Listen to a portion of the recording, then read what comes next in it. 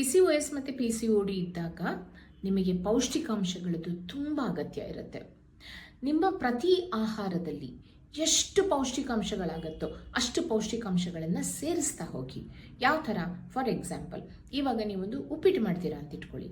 ಬರೀ ಪ್ಲೇನ್ ಆಗಿ ಉಪ್ಪಿಟ್ಟು ಮಾಡೋ ಬದಲು ಆ ಉಪ್ಪಿಟ್ಟಿಗೆ ಚೆನ್ನಾಗಿ ಕಾಳು, ತರಕಾರಿ ಇದೆಲ್ಲ ಬೆರೆಸಿ ಉಪ್ಪಿಟ್ಟು ಮಾಡಿ.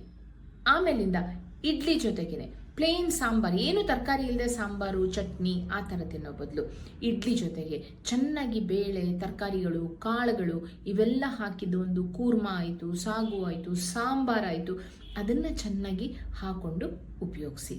ಇದೇ ಥರ ಪ್ರತಿ ಸಲನೂ ನೀವು ಯಾವುದೇ ಆಹಾರ ತಯಾರಿಸಿದ್ರು, ಒಂದು ಪೊಂಗಲ್ ಮಾಡಿದ್ರು ಸಹ ಪೊಂಗಲ್ಗೆ ಚೆನ್ನಾಗಿ ತರಕಾರಿ ಹಾಕಿ ಪೊಂಗಲ್ ಮಾಡಿ.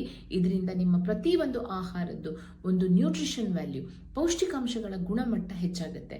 ಯಾವಾಗ ಈ ಥರ ಪೌಷ್ಟಿಕಾಂಶಗಳ ಗುಣಮಟ್ಟ ಹೆಚ್ಚಾಗುತ್ತೆ, ನಿಮ್ಮ PCOS ಸಹ ತುಂಬ ಬೇಗ ಕಡಿಮೆ ಆಗುತ್ತೆ. ಯಾಕಂದರೆ PCOS ಅಲ್ಲಿ ನಿಮಗೆ ತುಂಬ ಪೌಷ್ಟಿಕಾಂಶಗಳ ಅಗತ್ಯ ಇರುತ್ತೆ.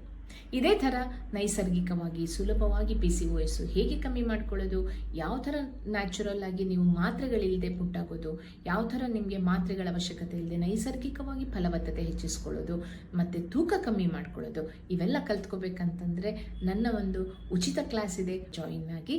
ಜಾಯ್ನಿಂಗ್ ಲಿಂಕು ನನ್ನ ಪ್ರೊಫೈಲಲ್ಲಿ ಕೊಟ್ಟಿದ್ದೇನೆ.